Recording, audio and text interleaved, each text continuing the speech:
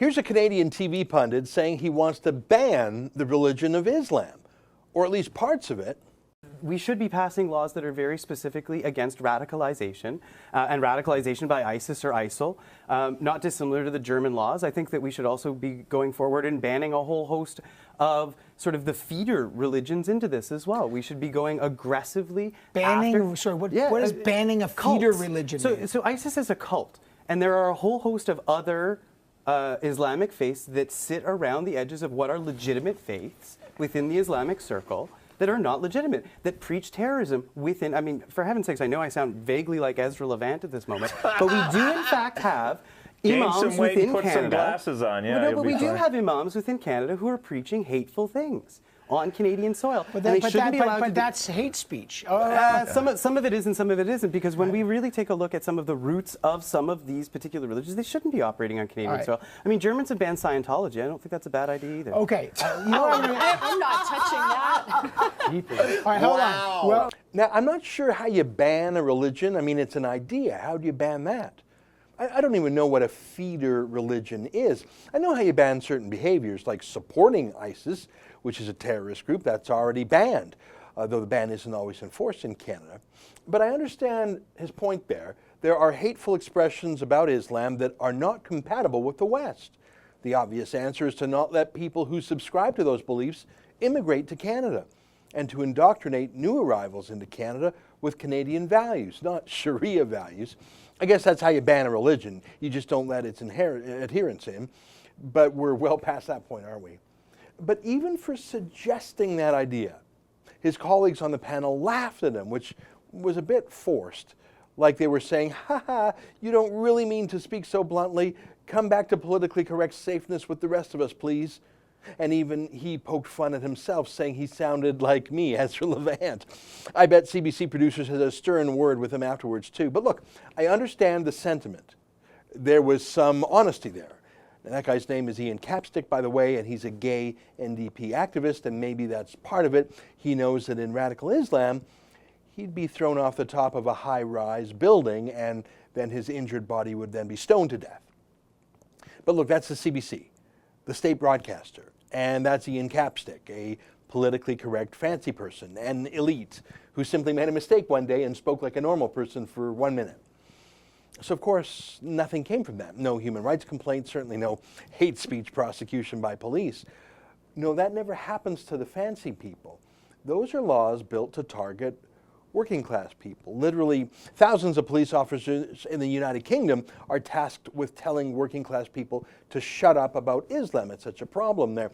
Here's one tweet just from yesterday from the Wiltshire police that says, quote, "You can't hide from us if you're spewing abuse from behind a computer screen. Our boys and gals in blue will find you." And then a picture of eyes spying on a computer. Seriously, this is not a satirical attack on police as Orwellian peeping toms. This is an actual police department threatening and bragging about cracking down on people who are worried about Muslim terrorism, instead of themselves cracking down on Muslim terrorism. So yeah, those Brits, eh?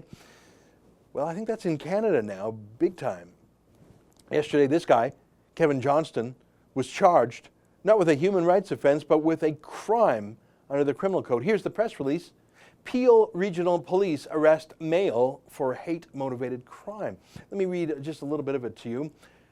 As a result of a lengthy investigation, Peel Regional Police have arrested and charged a male with a hate-motivated crime on Monday, July 24, 2017, and after receiving consent from the Attorney General's office, J Johnston, a 45-year-old male from Mississauga, was arrested and charged with 1 count of willful promotion of hatred, as per the Criminal Code of Canada. The charge stems from a lengthy investigation into numerous incidents reported to police involving J Johnston and concerns information published on various social media sites, unquote. So, lengthy investigation and the official green light by Ontario's Attorney General, who just happens to be this guy, Yasir Naqvi, a Muslim man who immigrated to Canada from Pakistan. He personally approved the hate crime prosecution of J Johnston. Now, let me tell you a bit about Johnston. He's a troublemaker. He's a muckraker. He's a gadfly. Like I say, blue-collar, working-class guy who sees the country his ancestors bequeathed to him changing in intolerable ways, like the fact that Christian prayers have been banned in public schools and the Lord's Prayer banned at Queen's Park from the legislature, but Muslim prayers are not only allowed, they're subsidized in public schools, like the Valley Park Middle School, where every Friday the cafeteria is turned into a mosque, with boys at the front, of course, because it's Islam, girls behind them, of course, because it's Islam, and then girls having their period at the far back, because, of course, it's Islam, and those girls are religiously haram, which means unclean. This is all going on in public schools that you pay for with your taxes in Canada. Yeah. What about the separation of mosque and state? Well, Kevin Johnston asks about those kinds of things. We've even done news stories about his activities before.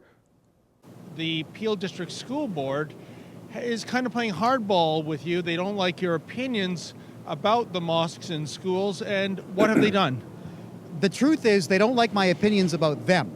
I've made it very clear that they have committed the act of treason by assisting the enemy of Canada in spreading into our schools and indoctrinating our children. And we have evidence of the fact that Islam is indoctrinating our children now. So with me, I've been very strong and very vocal in my opinions of the entire Peel School Board. And that is what they're dead set against. Now, I don't always agree with Johnston either on his substance or his style. It's a bit of a giveaway that he gives himself the nickname Jackal. So he's mouthy. Well, so what? We're a free country. Or at least we used to be. Johnston is concerned about Islam, as are most Canadians when they're being honest. Even leftists like Ian Capstick on the CBC. But when you have a Muslim Attorney General and Muslim MPs bringing Sharia culture to Canada, you're not allowed to say you're worried about Islam. Here's Johnston accosting Omar Al-Jabra, the Saudi-born Muslim extremist who used to head the anti-Semitic Canadian Arab Federation. They're the lobby group that called for the legalization of Muslim terrorist groups like Hezbollah and Hamas. Anyways, Al-Jabra is now Justin Trudeau's senior Muslim advisor, and he's also a Mississauga member of Parliament. And he's actually our parliamentary secretary for foreign affairs. Here's Johnston confronting him. Hey, Kevin Johnston, good to see you again. Nice to see you. Listen, I've been trying to get a hold of you since June of last year. None of your staff return my calls. They tell me they're going to call me, but they never do.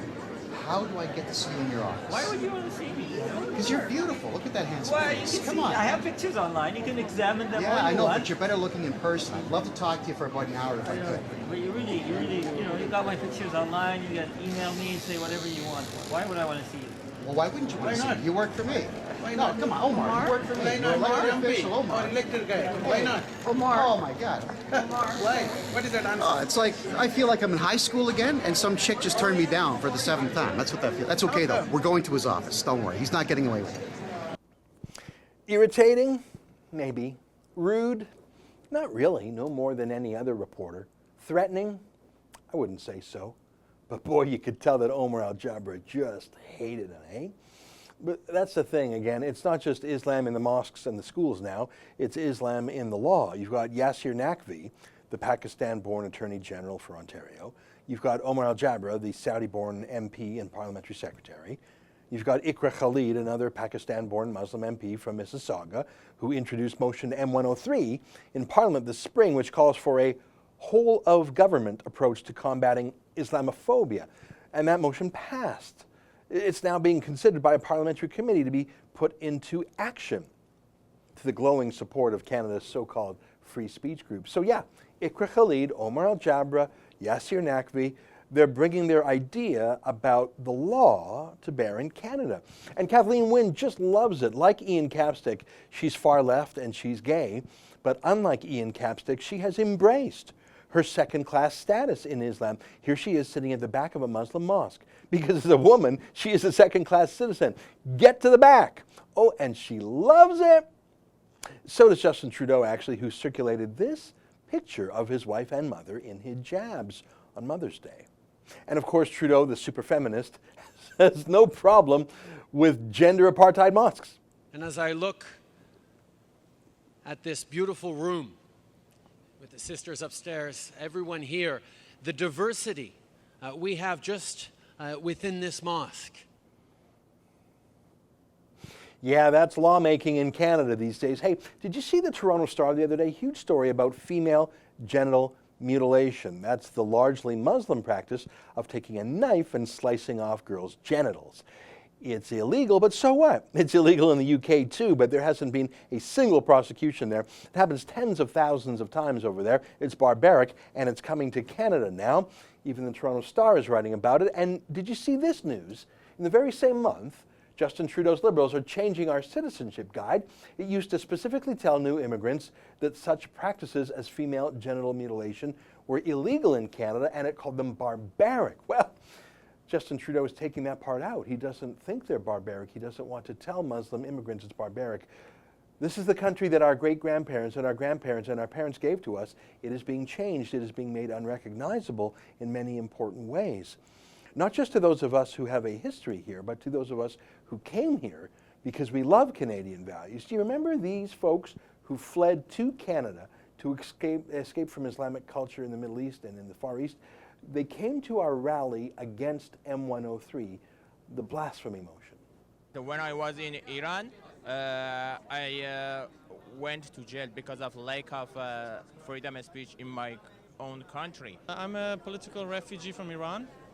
I've been to prison, I've been under Islamic law, and I know how it starts and I know how it ends. We're opposing this bill M103, and I just want to give message to Mr. Trudeau. He's trying to help the Middle Eastern people, but his eyes are closed. Sorry, that Canada you came here for, it's not here anymore, not for long at least. So Kevin Johnston makes a fuss about this stuff. Rough talk, but obviously nothing violent. But you read the police press release, right? They've been hunting him for a long time, years. So there was an inkling of this when the other day, Johnston's websites were all taken down, his YouTube page taken down, his Twitter account taken down, just suddenly deleted. Isn't that a surprise? And who immediately, right when it happened, noticed and exulted about it? Why, Omar Al-Jabra did. YouTube just disabled the account of Kevin J Johnston. Oh my God, he's so excited.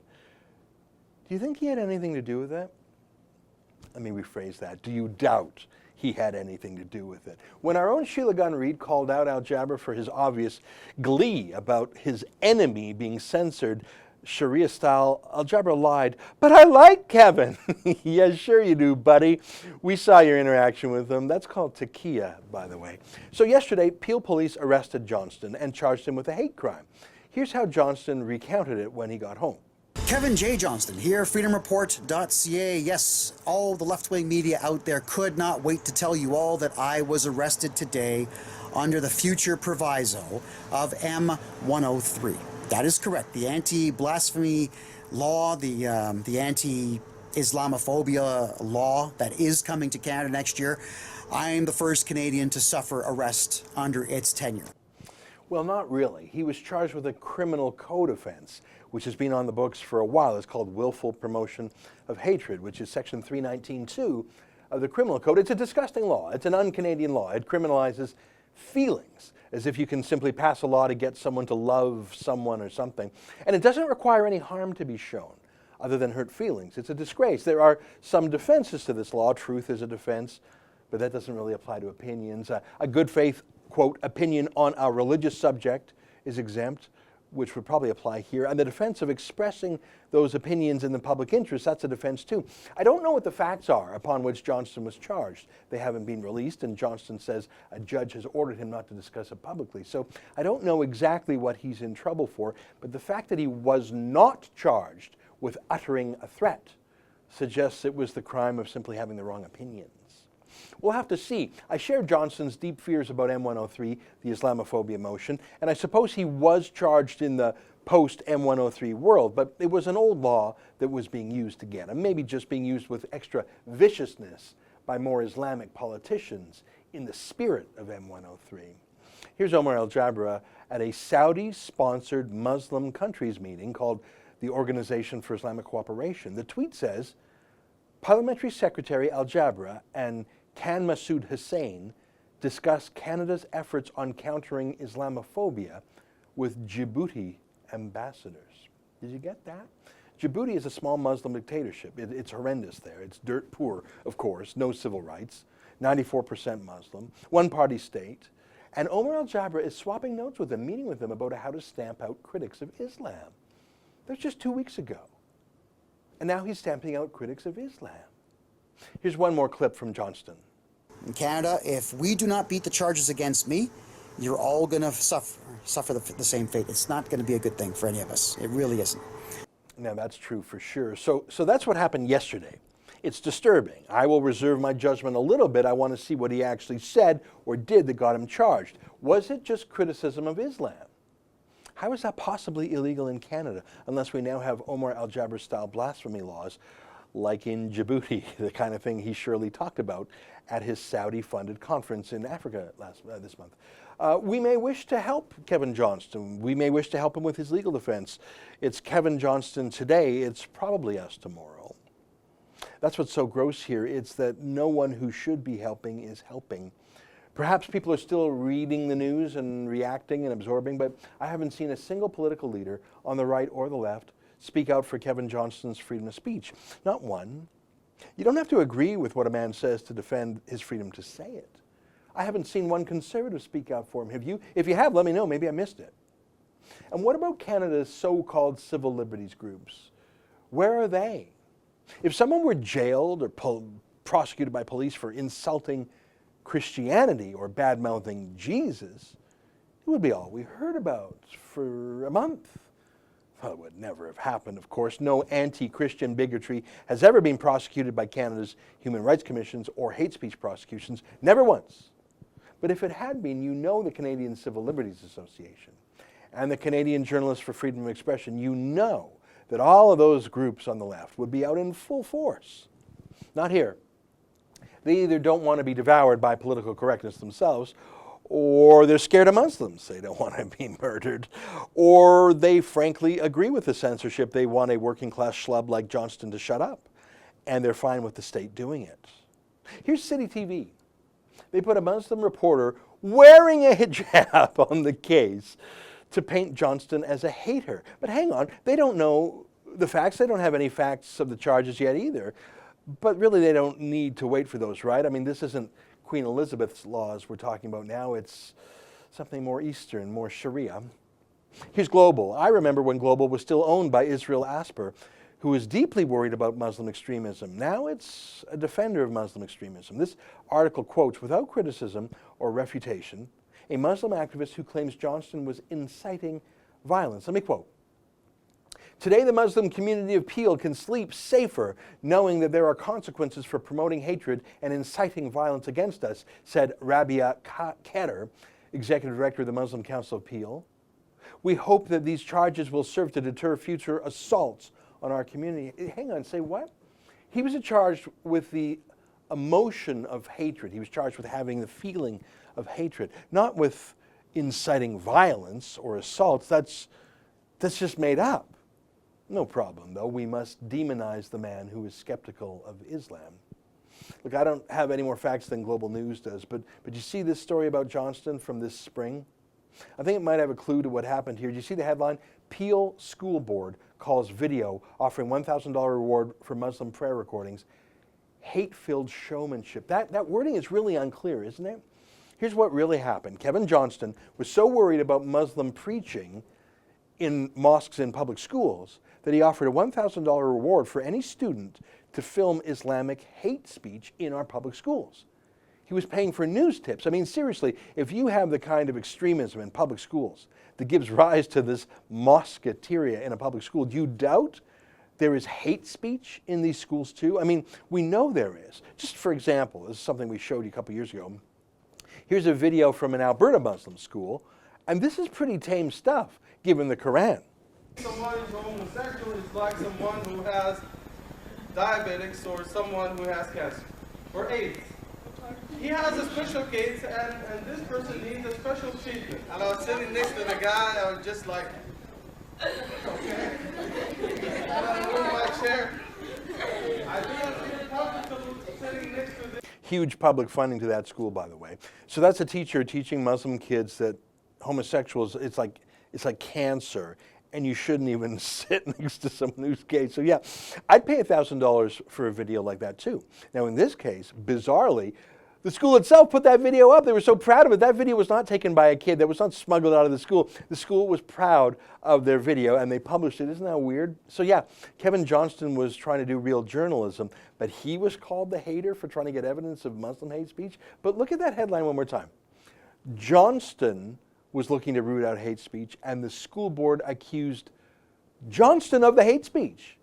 He was looking to root it out, and now he's the one being prosecuted and facing jail time.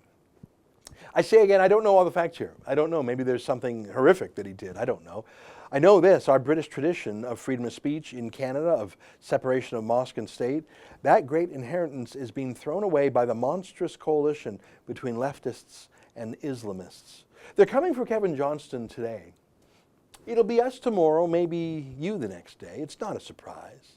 It's also not that surprising that no one is standing up for Johnston's right to say what he says, even if they disagree with him. That's disappointing, but not surprising, is it? That's an excerpt from my daily TV show, The Ezra Levant Show. Normally it's behind a paywall, but I thought you'd like this video, so we put it on YouTube. If you want to subscribe to watch the daily show every day, including always 2 interviews a day, and I read my hate mail, just click on this screen and become a premium member.